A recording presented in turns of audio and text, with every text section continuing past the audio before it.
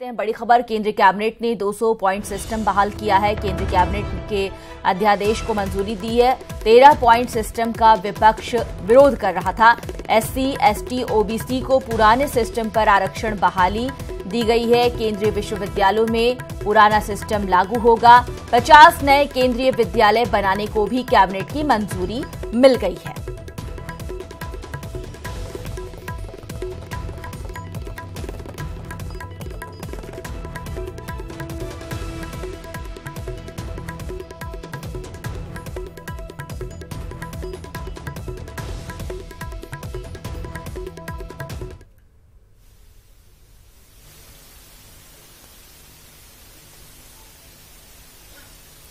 और ये सीधी तस्वीरें भी आपको दिखा रहे हैं। बहुत जल्द इस मुद्दे को लेकर प्रेस कॉन्फ्रेंस भी की जानी है, जिसकी तमाम तैयारियां हो गई हैं। केंद्रीय कैबिनेट ने अध्यादेश को मंजूरी दे दी है। 200 पॉइंट सिस्टम बहाल होगा, इसकी मंजूरी दी गई है। 13 पॉइंट सिस्टम का विपक्ष विरोध कर रहा था और बहुत ही जल्द इस मुद्दे को लेकर प्रेस कॉन्फ्रेंस करना है, जिसकी तस्वीरें इस वक्त आपके सामने है। केंद्रीय विश्वविद्यालय में पुराना सिस्टम लागू होगा। 50 नए केंद्रीय विश्वविद्यालय बनाने को भी कैबिनेट ने मंजूरी दे दी है। बहुत जल्द 50 नए केंद्रीय विद्यालय जो हैं वो बनेंगे, जिसके लिए मंजूरी दी गई है। और साथ ही आपको ये भी बता दें कि एक बड़ा फैसला लिया गया है। ये केंद्रीय कैबिनेट ने 200 पॉइंट सिस्टम बहाल किया है। एससी, एसटी, ओबीसी के पुराने सिस्टम पर आरक्षण बहाली का फैसला हुआ है।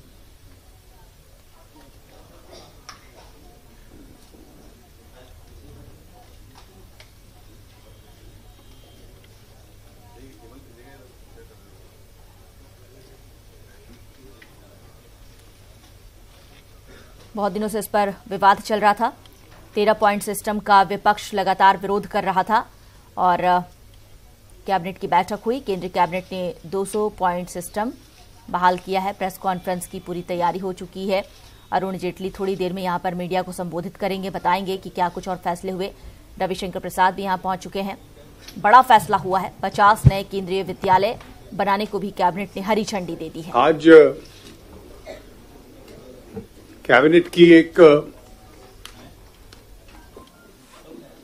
मीटिंग थी, जिसमें कई आइटम्स आए हैं। मैं एक सीरियल ऑर्डर में आपको बतला देता हूं।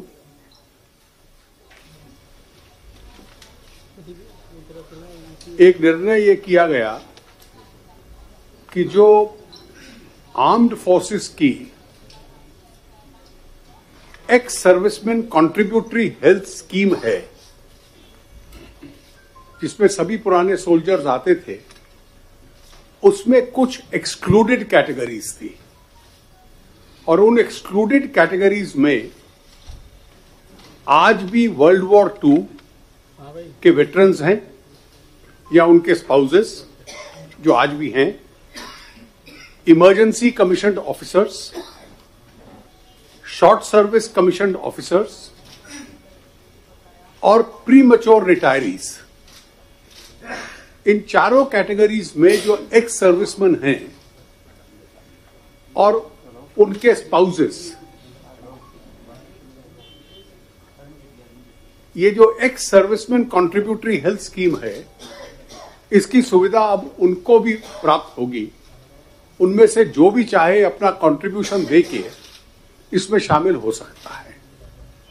इन 3 कैटेगरीज में अब कितने आते हैं, अंदाजा है कि लगभग 45,000 परिवार कवर होते हैं, और जिसमें जो एक्स सर्विसमैन प्लस उनके स्पाउसेस इस स्कीम के अंदर कवर होंगे। एक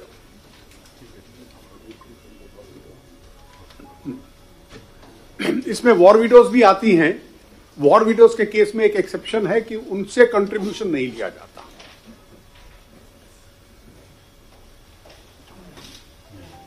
ये जो sugar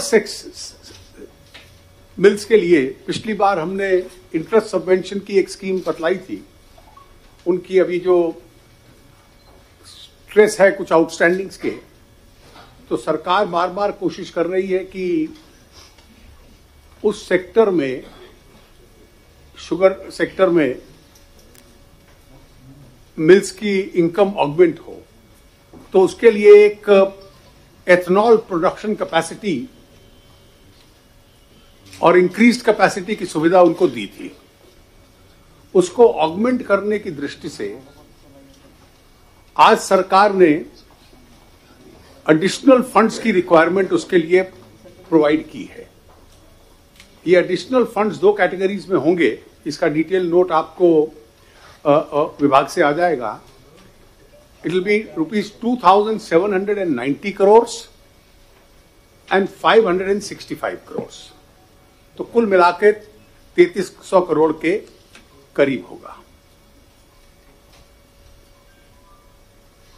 revival and development of unserved and underserved air strips of state governments. देश भर में राज्य सरकारों के पास बहुत सारी एयर स्ट्रिप्स हैं जहां पर केवल एयर स्ट्रिप है, एयरपोर्ट्स नहीं है उन डिस्ट्रिक्ट्स में। उसके अलावा कई सिविल ऑनक्लेव्स हैं, सीपीएसयूज के पास हैं, हेलीपैड्स हैं और वाटर बेस्ड एरोड्रोम्स हैं। इसको रिवाइव करना और एक्सपैंड करना, इनमें से कुछ की कोशिश थी कि बिडिंग रूप से इनको दिया जाए और ये प्रोसेस 2018 के दिसंबर तक समाप्त होगा।